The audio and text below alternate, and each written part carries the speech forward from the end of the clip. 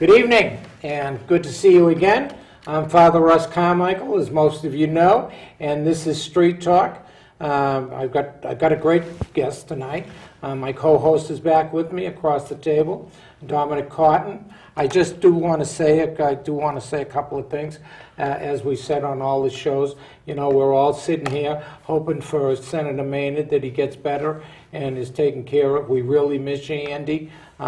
We know that people watch the show and you're getting communication from us, so we just need you to get better. And I want to say good. I know at the house, I know we have Bobby out there watching us tonight, sitting there watching us, and he's sitting there with Darren. Okay, so you good luck, Darren. I hope everything's good and you're getting better. And Ray, be nice tonight. Give me some time, okay? I know you'll probably call, but I'm saying hello to you now, Ray. Who I've got tonight, which is usually unusual for me, as most of my viewers know, because being a down and dirty Democrat, I got a great guest tonight, and I'm really having. I have Senator Rob Kane with me, and we're gonna be polite and nice. I'm not gonna go and attack him and everything. We got some serious issues we want to talk about, and of course you're running again, Russ. Yep. Bless you. Good to see you again. And, Russ, good to see you. Dom, maybe this episode will be called Behind Enemy Lines. What do you think? For you, right? Behind enemy lines. Exactly right. Yeah. I know you're on vacation and stuff like that. Yeah, thank you for having me. I appreciate it. It worked out nicely for us. I was out, this part of the state and over in Rhode Island, and just a hop, skip, and a jump to come over and do the show. And thanks for having me. I enjoy it. One of the things I want to ask you, when I ask everything, how did you get involved in politics? I mean, you're a businessman. Yeah. I do know a little bit about Cartel cellular. We've been there 20 years, knock on wood. Russ, it goes back to when I was 17 and Ronald Reagan came to the Waterbury Green and made a speech, and I was hooked. And ever since then, I just followed politics, really enjoyed it, worked on a bunch of campaigns, stuffing envelopes and doing all the things that volunteers do. And then in 2001, in Watertown, the town I live in, I ran for the town council. I won. I was there 6 years.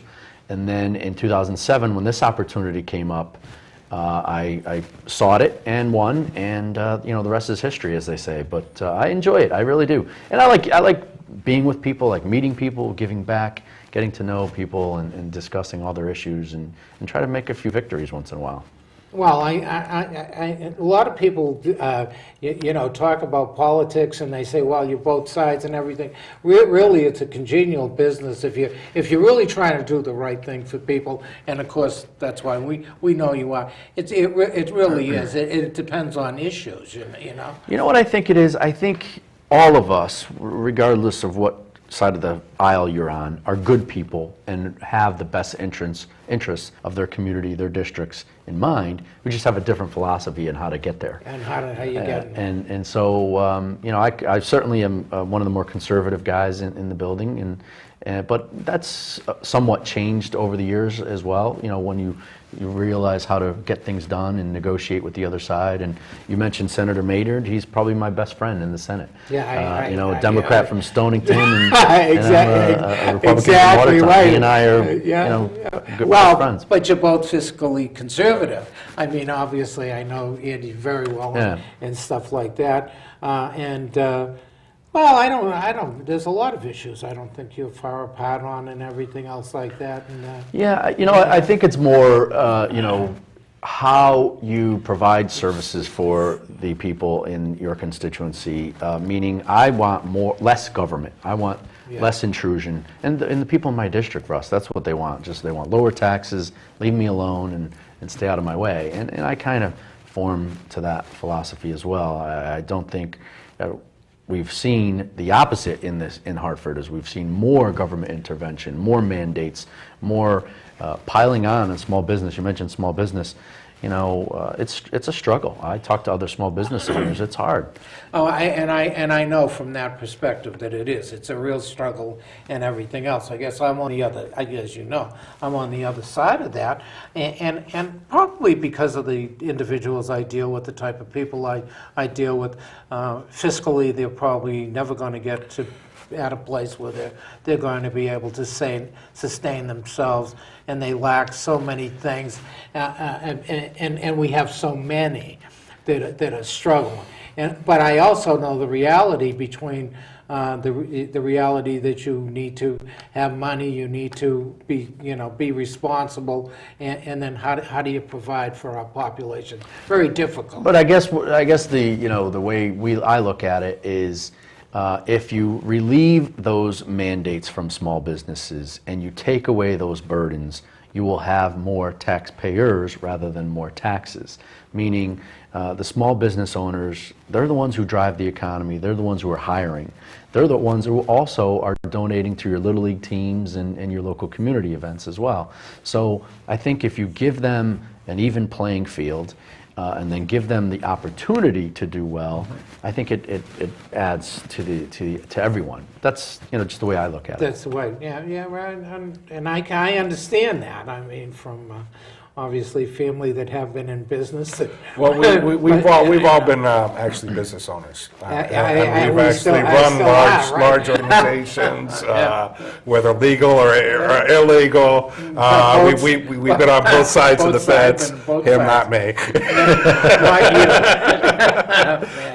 So, I mean, we certainly understand a lot of the issues that people face, and certainly as a small business owner, of many years, I never really looked to expand beyond what I have in myself because of having had that history of running large organizations and how complicated it can get. For me, it just never made sense for me to go beyond me, myself, and I.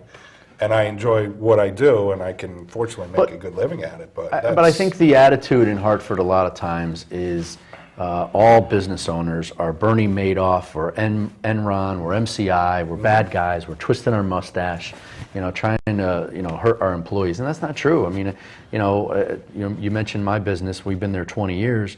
But it's a struggle, and sometimes you lie awake at night wondering how you're going to keep the guys busy, how to make payroll, all the bills that you have, all your overhead, all those things. So it's no walk in the park, certainly. I really think you're right. The idea is when you think about business, especially today, when you say business, people aren't thinking about the small business. They're thinking Walmart. Right. You know what I mean? They're thinking these huge corporations, multinational corporations that drove farmers out, that drove little businesses out. Walmart is one of the biggest killers of small business there is in the country, and people don't realize that. And I think that's really, I think even when I'm talking about it, that's what I'm talking about, those individuals that really hurt our economy. Walmart's a great example because, when you have that minimum wage debate that we just had this session, everybody thinks, the person at Walmart should make more.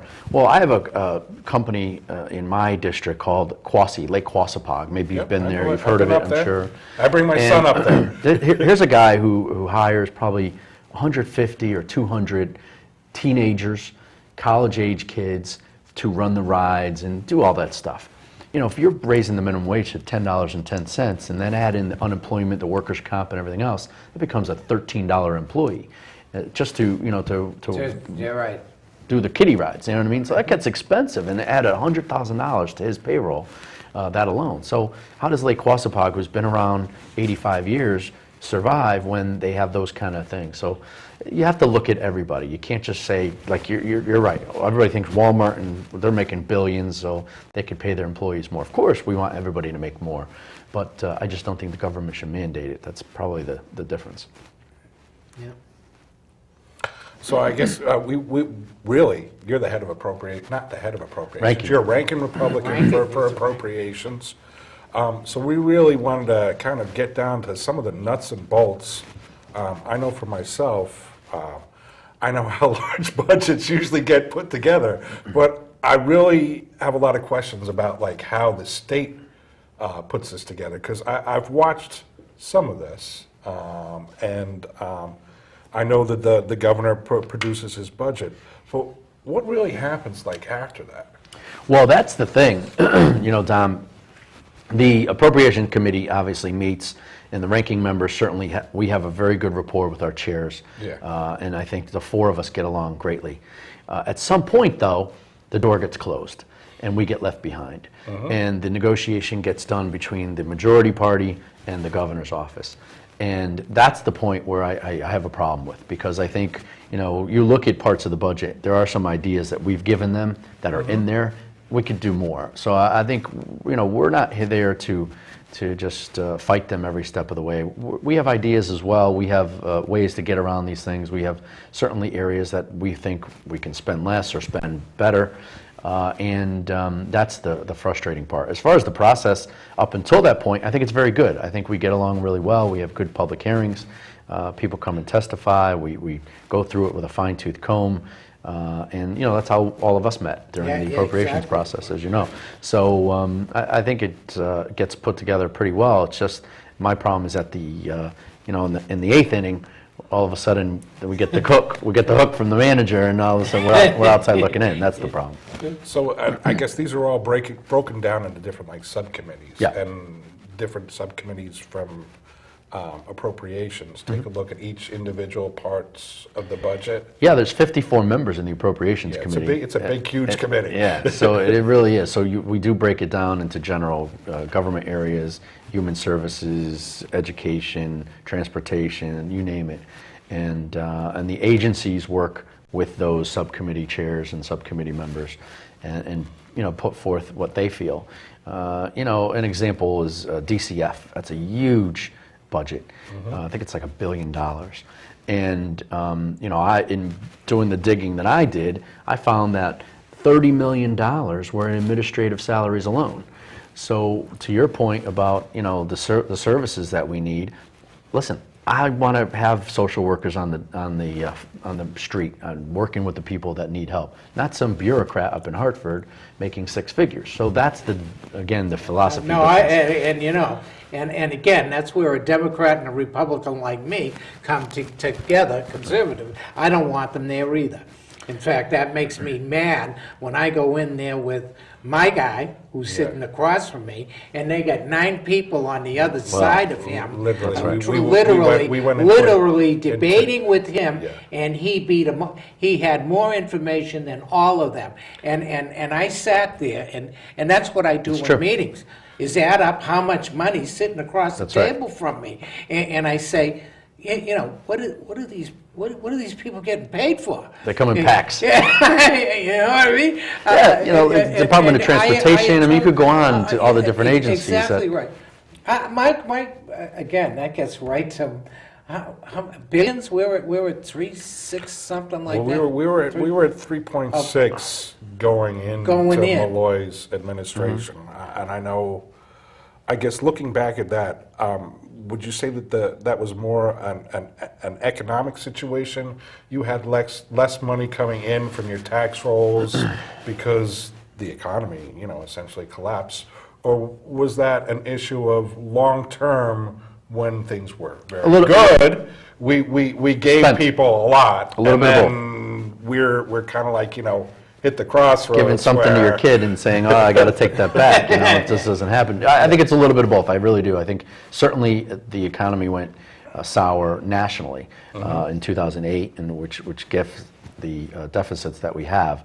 But Governor Malloy likes to talk about blaming Governor Rell or Roland about the deficits he inherited, but he has to now take ownership of this deficit that's projected into the out years, which is $2.7 billion for the next 2 years.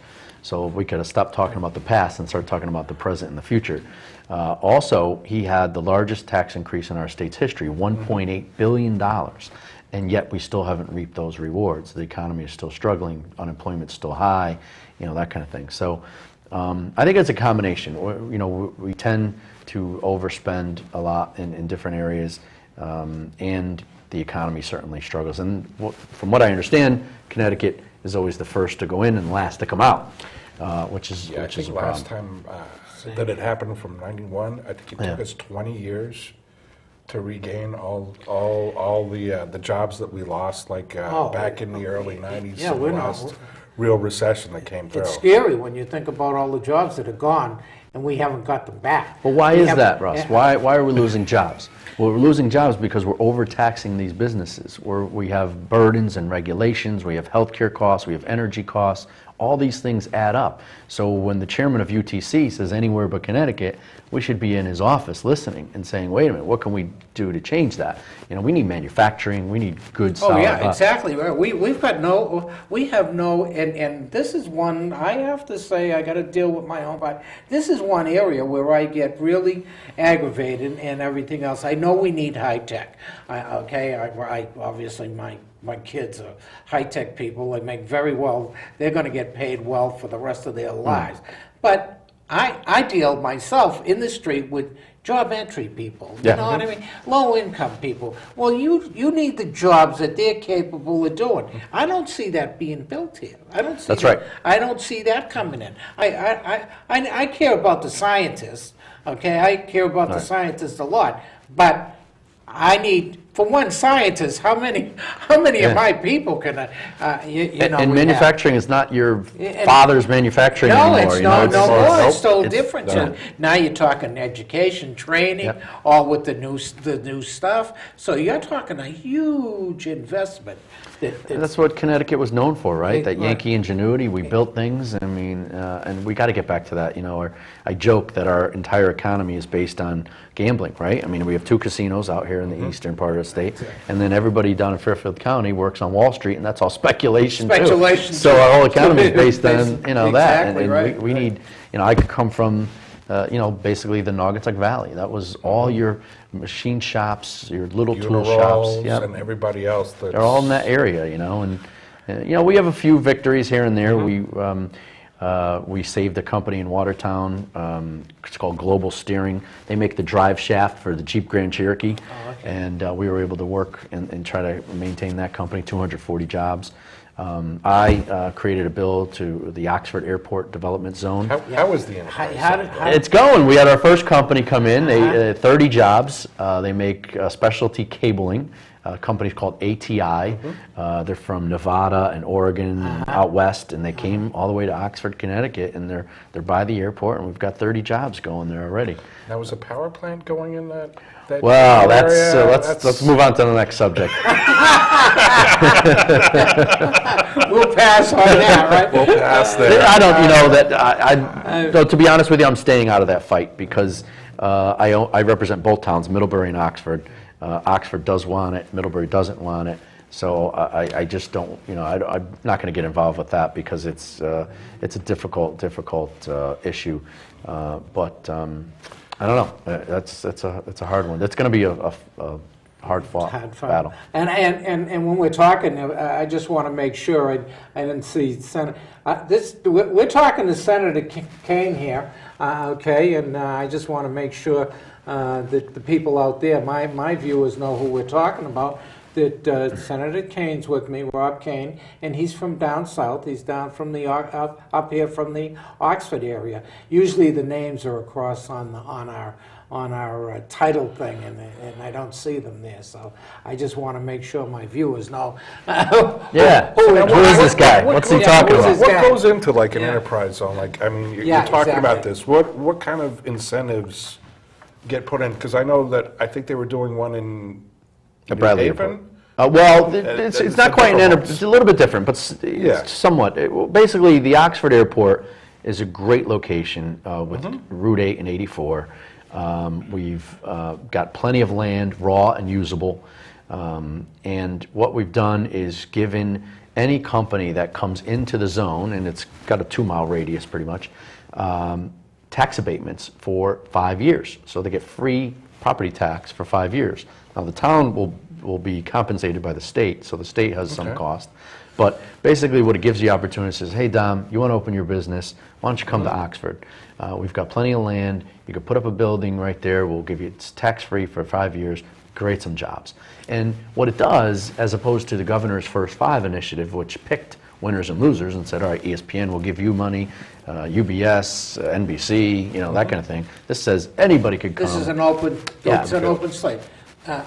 Based off the New York one, doesn't New York do something? You know, I'm not sure. I've seen We- commercials for that Okay. lately. New York is doing Yeah, a but- lot of Well, Yeah, that's- but see- there's other type of, what you're talking Yes. about in enterprise zones, they try to help the inner cities in Waterbury, Hartford, New Right. Haven, Bridgeport, to get people down into those areas as well. So similar. Similar. I think one of the proposals that I like I really liked was something, unfortunately, he didn't win his race, but John McKinney put forth, which was taking the brownfields and doing something similar to that. So like the inner cities, you know, we're talking about the New Londons, the Waterburys, the New Havens, Right. the Bridgeports that really need, you know, jobs to be able to turn sort of the brownfields or companies that have been around for a long time. That goes back to regulations. That's where the Department of Environmental and Energy and Environmental Protection, DEEP. You know, if you're a business owner and you say, all right, I got clean land out here in Oxford, or I got to clean up this site in Waterbury,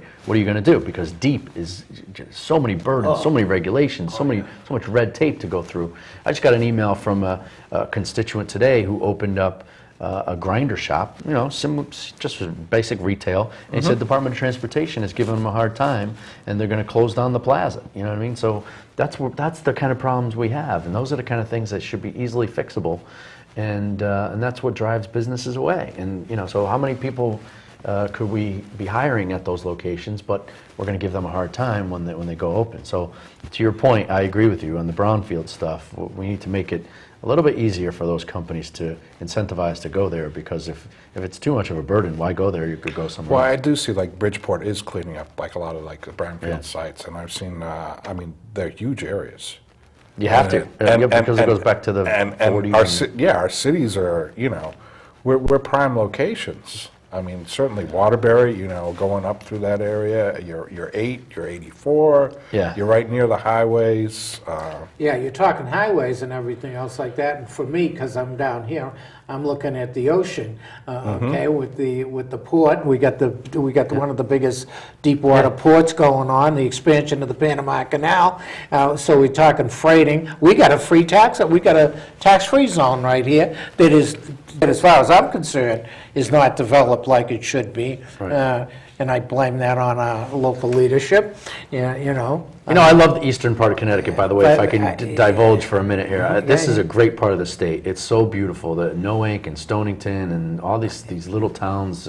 It's just great, and I Quaint enjoy it is so much. yeah, it I'm is. coming out here next week for my vacation too. Yeah, exactly right. You should have brought the boat up, except you're going to drive. Didn't have enough time to bring the boat up here this Yeah, I time. know Sorry, Mike I digress. Casserole would be out there talking about you with the boat. But no, the area is really great, and it's.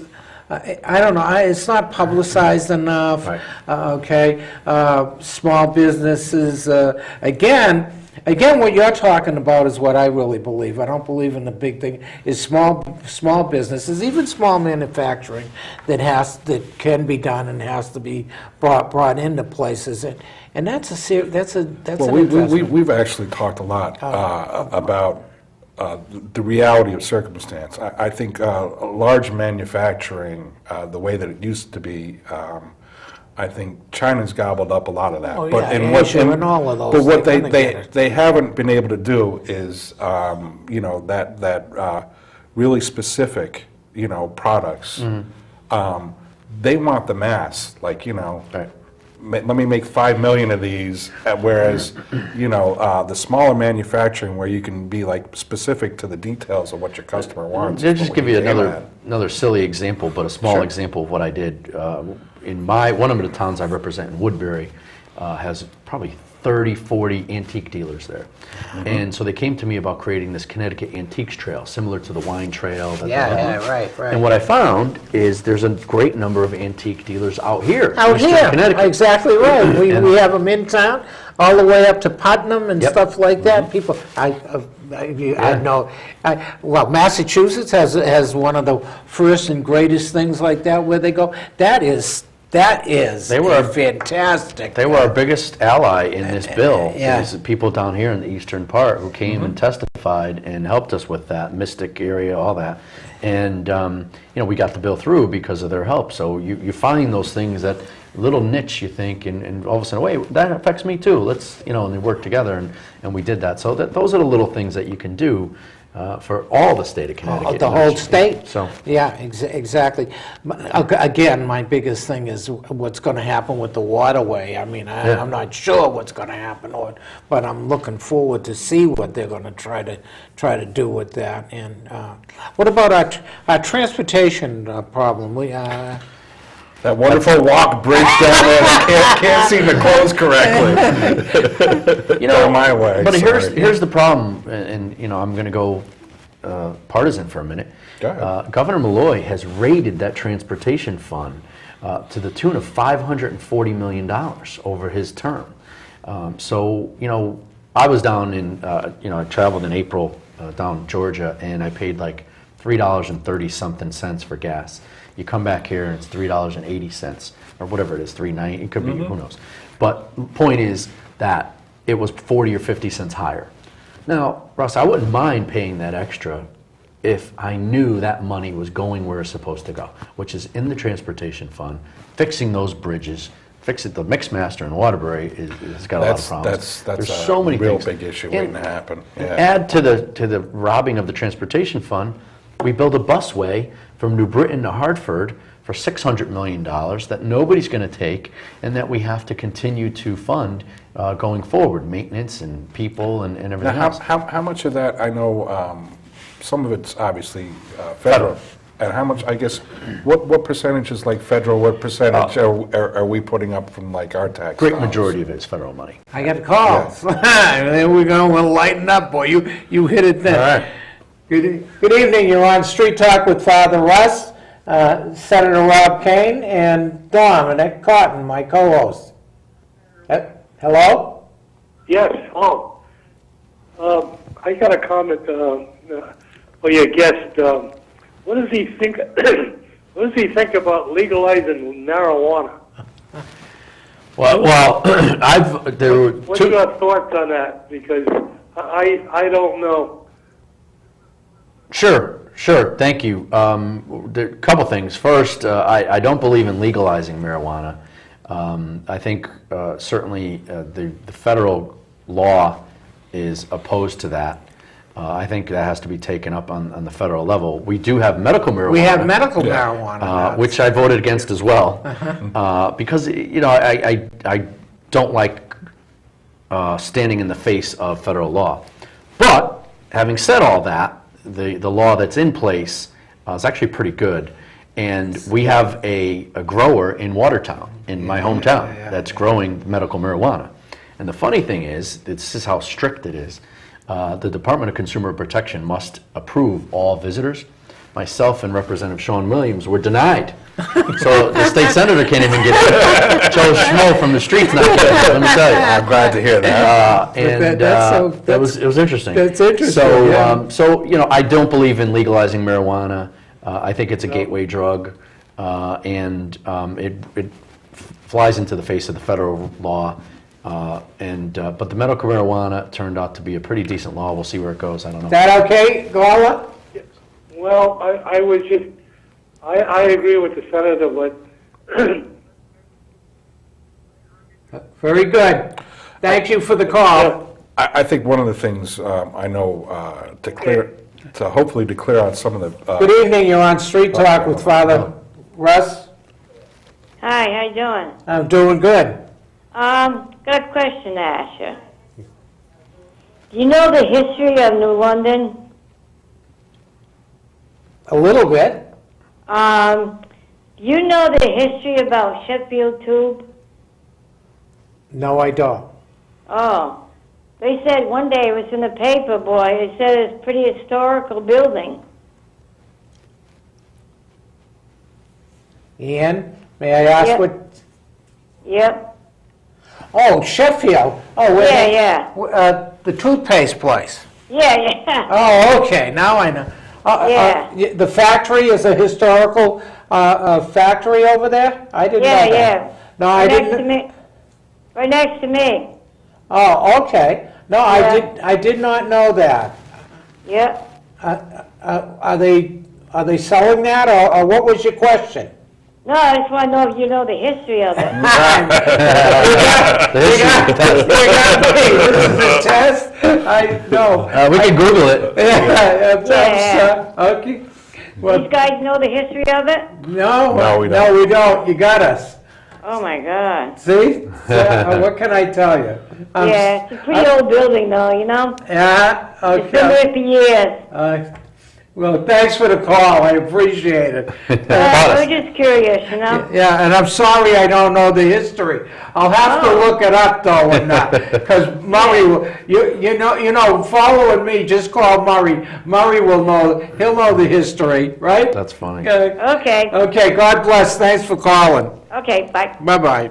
Lighten up the phone lines. Yeah. Well, they're probably shocked out there to see a Republican on my. Yeah, right. Murray follows me. They're used to him. That's But funny. that's you know, although it's not always true because I got in trouble. Well, you with don't want to be my party. typecast. You want to make sure you mix it up. Yeah. You know? Dominic makes sure I'm equal. Good. Yeah, I keep them in check. He keeps me in check, right? So, I mean, on the transportation side, what can we do to make sure that that fund is kept It safe? kept That- safe. Is Because there a the way way I to do look at that? it, there's a lot of bridges. I mean, I-95 was built in '58. Hmm. You know, all those bridges are coming up, Oh. and thank God they're replacing some of them down, like the New Haven Bridge and the Stratford one. But Norwalk's going to have issues. I'm sure you're going to have issues Oh, up we got here in issues Lyme. here. Yeah. Yeah. Infrastructure it's- drives it me almo- crazy, it- not dealing with our infrastructure. Yeah, it almost seems It's like there's really not a one plan of for the- this. Dom, that's a great question, and you know, from what I've heard, maybe your viewers will remember, years ago, the lottery was supposed to be for education. Yeah, right, exactly. And then, just another silly example, the license plates that say preserve the sound, Yep. that money gets robbed too. We just took money from the Tobacco Trust Fund for different programs in this budget. This budget stole money from the Tobacco Trust Fund, which is in the hundreds of millions of dollars, because when they need to plug a hole, we got a bank account over here, you know, the couch cushion scenario, and they find these things and they say, all right, let's get the money from this fund or that fund. I don't think it's right, and we need to put that in statute. I was just going to say, how do you protect that? The statute it is? I think that's what you have That's to do. what you have to do? Make sure we put it in statute that this fund is made for this, and that's it. You can't take it and put it into the general fund, and we've done that a number of times, and it's wrong. It's definitely wrong, and that's where you got to protect it. Well, it takes away from your whole budgeting process. I mean, I know as a business owner, you look, you got your revenues, you got your expenses. That's right. And you try to match the two of them up. People don't want to make hard choices, and that's where it has to come down, because we're all worried about getting reelected and want to make everybody happy. I think the real, you know, you don't get elected for that. You get elected to make hard choices and do the difficult things, and sometimes it's, you know, it's not always. Do you think something like term limits might help with that, or maybe like I think making we this- have term limits. You don't have to vote for us. I mean, you can vote for. You Or know, making this so it's instead of every 2 years, it's 4 years that people can, you know. Well, there's something have to that to work effect with too. that. You know, it's a catch-22. I think being a part-time legislature is Right. good, because you don't want us creating more harm than what we already do. But at the same time, you're going to have difficulty finding qualified people to give up their time. I mean, I'm taken away from my business and, you know, family and everything else, you know, so it's hard, but I think for the most part, we get along pretty well, you know, but yes, things like that need to be protected. It needs to be put in statute, and we need to make the proper decisions with these things. What's that term that you guys call it when midnight comes around on May 7th? Voodoo legislation, or what? I mean, No. There's a term, because I know you've used it. When time runs out. Sine die? Yeah, something like that. Yeah, that's the end. That's the Yeah. good news. That's the good news. When the clock runs out, That's the good news for us, because I think a lot of, we had a bill a couple years ago about changing the date of Halloween.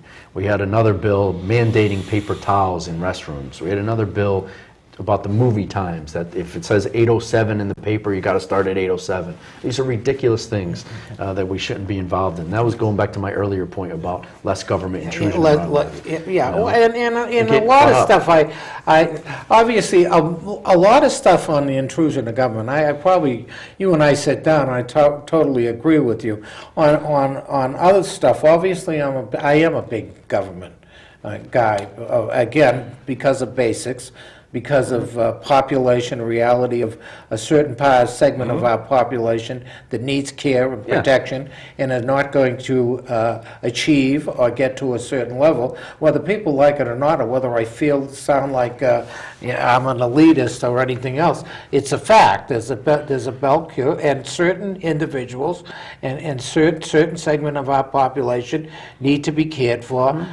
Food, housing, shelter, and stuff like that. So I come from, obviously, the social aspect. Well, let's talk about social aspect for a Good, minute. I think the difference is, I think the private nonprofit providers do it a heck of a lot better, get greater outcomes with the people they serve, and for less money. Okay, that's the difference. I as opposed to state-run agencies. We both agree that the services should be met. we both I just agree think the it could be services- done better. I know one of the things, and this is why I said that we actually liked them very much, McKinney put forth was, giving, fully funding some of these service providers, because we are at a cut rate. As compared to if the services were being provided exactly. by the state. And he was talking about, one of the ways to get, government agencies out of that was to, give the private industry. Well, I run two ways. It's obviously, the ministry is a nonprofit. Yes. And stuff like that, which have done the homeless coal and all that stuff. Okay, my care business is not. It's a LLC, and okay, it's a profit. However, it is closely run like a nonprofit, very, actually quality of care. I would put my care of my clients against anybody in the state. Very, the way we do it, but real quality of care is the most important thing. And maybe that's because of my not interested necessarily in the profit I got to make. Okay, and I think in many ways you're right about some of the nonprofits. Our private business does do many things better than the government, but I think the problem is, as we talked about earlier, all these administrators. I mean, education is overloaded in Hartford with $150,000 people in there that do nothing. And I don't think they deserve those kind of salaries. They could get half that kind of pay. Well, I'll give you another example. In the budget process, DCF, and maybe I'm picking on DCF today. It's okay, you can pick out DCF. But Dominic wants to get even. they have a place called the Solnit Center, which is the old Riverview Hospital, which is going to house, I think, 10 girls, very high-end cases. But they're having 30 people there, 30 employees. And about 15 or 18 of them are management, So, give them the social workers, give them the caregivers that you talk about. Don't put in all managers. And so the salaries there were like $500,000 for these 30 people for 10 girls. I think if you had a private nonprofit, can do it a heck of a lot better. I'm the big fan of New Opportunities of Waterbury, which is, and they do Meals on Wheels. They do your LIHEAP, your Low Income Energy Assistance Program. I think you can give them all kinds of things to do, because they're, like you, right in the heart of the city. They're working with the very people they see every single day, as opposed to a DSS bureaucrat out in God knows where. So I think that's the difference. And then John talked about that in his campaign. Speaking of a big thing, I know that's going to come up next session, that went through last time, was the issue with the Supreme Court and the union's involvement with the PCAs, and this is going to come sort of full circle back to you guys, and there's going to there were some good things that they were looking at within that. Obviously, Father has a different point of view about unions than I do, but that's all right. That's good. And I think one of the major issues I know for individual providers, and you have to realize, these guys, if they go through a company and Medicaid is paying for them, they're collecting like $25 to like $30 like an hour for their CNAs to go in. One of the big issues that we have, because I work with several PCAs too, is there's no way, because these people are individuals and they're under the company of whoever's needing the services, for them to get workers' comp, which means that they can only work 25 3/4 hours. Right, exactly. And it provides, big problems when, they want to find more full-time employees, or with coverage with issues, they have to find, you got 166 hours in a week. You got to find 6, 7 employees to cover like all that, versus if you were able to Put them get on them 40. Right. Yeah. workers' comp, but I know that was one of the things that the union was talking about. dealing with, It's right. going to have to be dealt with in legislation. Well, it's that old unintended consequences thing, Yes. and it happens all the time, and we got to look 3 steps ahead, and we sometimes don't, and that's why I think we have those kind of problems creep up. But we're going to be dealing with that. We're going to be dealing with a lot of things that keep coming back because, listen, we're not always right. Legislators. Oh, are no, right. no, and no, we get we- our we ideas know from that. people like you. We don't yeah. get to, just. Yeah, and again, I'm a union side indifference, and when we finish with the idea, after we banged heads about it, maybe we come out and then try to show you that here we are, because our differences of opinion on stuff and how we view that too. And that's the reality of all of what we try to do, is common ground. Can we find the common ground reasonable, where people are maybe not going to get every single thing that they want, but that's why we're in this business too. The other thing, we know the because, reality. Listen, we're losing our young people because once they go to college, there's no opportunity for jobs, Yeah. and real estate is so expensive. We're losing our older people because they can go to a greener pasture in Florida and low tax states. We're losing our businesses. We can't continue down this road. We need to fix it. So yes, find that common ground. Right. Make sure that everybody gets the ability to be at the table, but not necessarily, put burdens on a specific population that is not staying anymore. So. Can't afford it. That's right. That's I exactly mean, we're talking, they can't afford it. The elderly trying to pay taxes in New London, they're at a certain age level, I mean, they invested in their home and everything else, that their homes are getting taken away. That's baloney. Yeah. They should freeze it at a certain level. Go ahead. Before I go crazy. I know one of the things that we were talking about was with retirement. Yeah. I mean, do you feel like a lot of the burden of past administrations has been placed on you guys, because there is so much with the retirement and the underfunding of this? So the pension liability for this state is like $80 billion. That's with a B. I mean, Yeah. it's ridiculous. And, we've kicked that can down the road so many times. It needs to be addressed. Listen, on our side of the aisle, we propose a bill that goes for a defined benefit program as opposed to a defined contribution program. And for new employees, not for existing employees, but you come in day one tomorrow, you would have this plan as opposed to the defined contribution plan, and it would save millions of dollars. It goes nowhere, So I think we Is that a union problem? Oh, sure. It's all about union problem. I mean, we got... Is it going to end up like what happened with Detroit, where Yeah, that's eventually my you're going to question. go back to the people? that's a scary and- thing. And I try to tell that to my Yeah. union. They don't want to listen to me.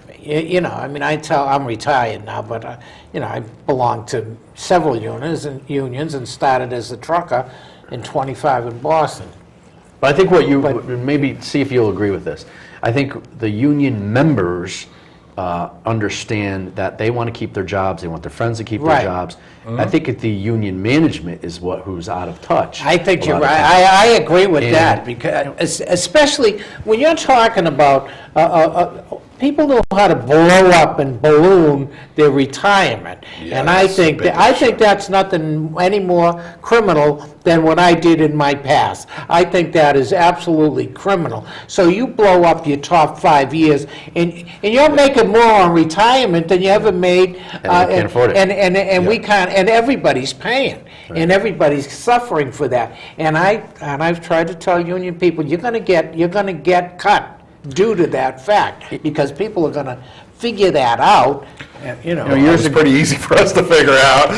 Well, I know, as I was gonna do Sorry. it. No, but years ago, as you know, if you went to work in the public sector, you didn't make a lot of money. So what you did, they gave you good benefits. Yep. Right. Okay? Now, the problem is, not only do those people have those good benefits, but they're making equally as much money as the private sector now. So it's very difficult for taxpayers to keep paying for it. Something has to be figured out, and no one wants to hurt anyone. I have many state employees, Southbury Training School among it, in my area. So I think in talking to those people, kind of like what I said to you, they get it, and they want to make sure that everyone is okay. I don't have a problem with the people out in the work and doing the work. I think it's some of the management, which goes back to bureaucracy again. Again, we get right back into the, again, when I talk about, we're gonna segue right into this, you're gonna love this. What about the prisons? In what regard? In As cost far as, factor. Cost factor. Yeah. Okay, a couple Yeah. of things. Number one, I think you can do community corrections, because I was in it for a lot of years, far cheaper with a lot of the individuals. I would say, I say about 80% of the population. I don't go to the high 90%. I think about 80% of the population you could do in the community real well, if you had a board, a parole board who knew how to let people out properly. Yeah, I thought you were referring to the No. top heaviness of Yeah, the that's Department of exactly Corrections, when you because talk that's about happened. cost, that's when you're I talking think it's like cost $30,000 to factor. $50,000 a year for an inmate, depending upon their issues that they have. I mean, that's. Yeah, but I don't have a problem with the correctional officers. I think they do a fantastic job, Mm-hmm. and it's a very difficult job. I have a problem with the management. Again, going back to our DCF we're example, talking you can about- say that in that as well, so. Do you see how fast time went? Oh, I noticed you're looking up yeah. and everything See, we else told like you. that. It really goes by fast, and I was wondering how we were gonna fill it out. I love, I love talking to you and Great, having thank you you for on. having It's me. great having a Republican on that I can talk with civilly. We're not all bad guys. You're not all You bad. can put the I good want- word out. I want You you got a to, few other ones. you got Yeah, about 4 minutes, and I want you to talk to your people, because you're running. Yeah, no, And, Russ, thank you. I love what I do. I really do. I've been doing it 6 years now. As you know, ranking member on the Appropriations Committee, so I'm into the budget so much. But I've created some really good bills. The Oxford Development Zone, the Woodbury Antiques Trail.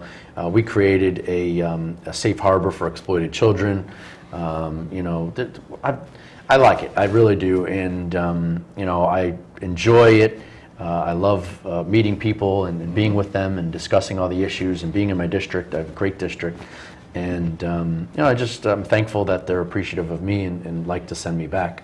And it's humbling, actually. So it's exciting. I'm looking forward to January, the first Wednesday in January, to get back in there and to try to do some more work. Very good.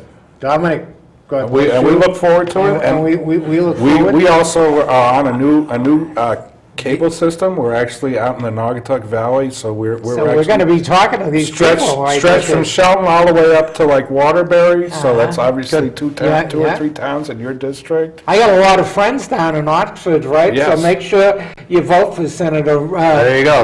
Senator I'll take that Kane. endorsement.